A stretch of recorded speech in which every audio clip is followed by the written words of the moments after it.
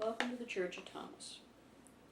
Three Wise Men, 1608. The celebration of the gifts offered by the three wise men, or kings, was celebrated 12 days after Christmas. It was considered the last day of the Christmas season. Before the year 1534, the western branch of the Christian Church celebrated Three Kings' Day as the day of Jesus' birth. After the year 534, in December, the December 25th date was the designated date for Jesus' birth. The Church of Thomas acknowledges the arrival of the visitors from distant lands. The date is agreed to be January 6th. The time of their arrival was a year and 9 months after Jesus was born.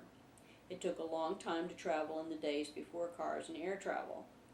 They were organizing long distance with each other to plan how they would test this new king. They had to collect the resources for the trip. Each of their gifts had to be gathered in mass. Each of the boxes was enough for a king's ransom. We also accept the origins of these scholars. They came from Africa, the Mideast, and Asia. The names given in some lists is Melchior from Arabia, Balthazar from Ethiopia, and Gaspar from Asia. They brought gifts to test the child they saw foretold in the stars. They were not kings. They were from the educated elite of their respective kingdoms. They studied astrology, which is the precursor of astronomy. They studied patterns to locate pivotal events. Each was interested in the safety of their own lands.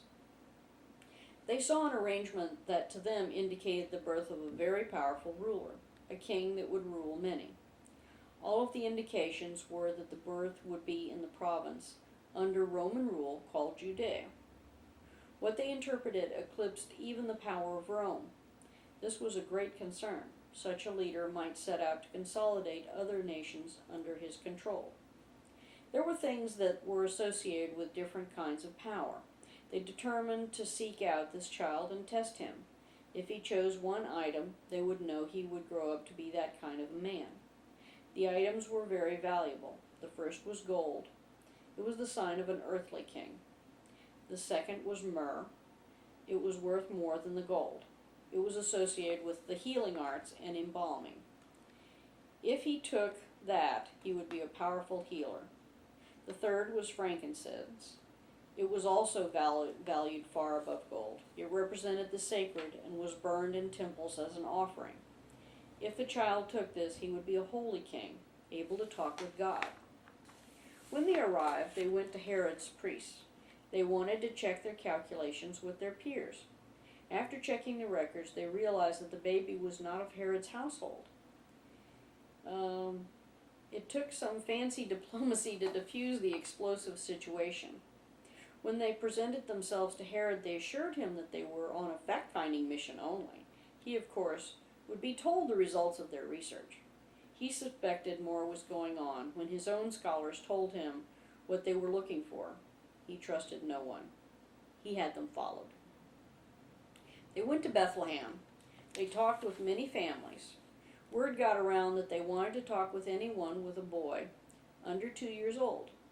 At last they arrived on Elizabeth's doorstep. They were welcomed inside and shown good hospitality. When the meal was complete, they asked to see the boys. There was Jesus and there was Judas. James was too old but hung close by to see what happened. The toy bow the wise men carried was opened. The toy box the wise men carried was opened. Jesus stayed sitting quietly. Both Judas and James were overjoyed at the toys and got one each from the box. The wise men put the box away. There was an air of expectation. They took out the other 3 boxes. They were ornate and medium-sized. They set all the boxes in a row and opened the lids at the same time. This was the furthest the test had gotten since they got to Bethlehem.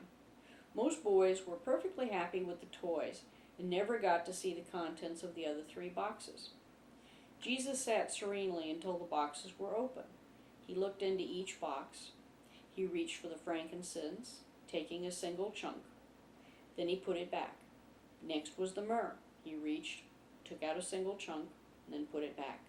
Lastly, he took the gold and did the same ritual of taking and placing it back in the box. The wise men were whispering like crazy after he took and put back the first. It just got more intense when he repeated the process. They needed to discuss the results of the test. It was unprecedented in each of their knowledge to have more than one taken.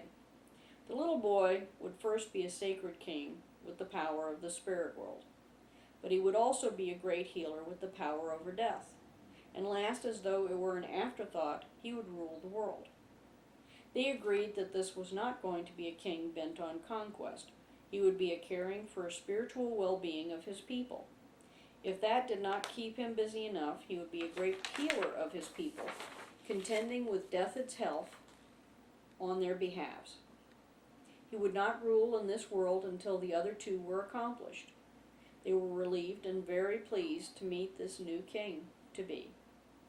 They could go to their home countries with the good news. This king might be strong, but he was not an invader.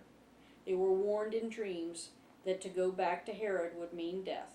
It would not matter that this child was no threat to Herod, who thought only of worldly things. They left very early the next morning after giving a gift to Elizabeth and Zachariah for their hospitality. They gave the precious gold, frankincense, and myrrh to Joseph and Mary. They abandoned the fine tents still set up outside of town. It was several days before Herod's spies discovered that they had left unnoticed. In the last goodbye with Joseph, they told him to be very attentive of any dreams that came to him. They would be from God. Sure enough, he had a dream, a horrible dream, of murdered babies. When Joseph shared the dream with Elizabeth and Zachariah, they were very concerned also. The next morning they departed, going separate ways. James and his parents went to Jerusalem. Zachariah would tell anyone who asked that they wanted to be closer to his work at the temple.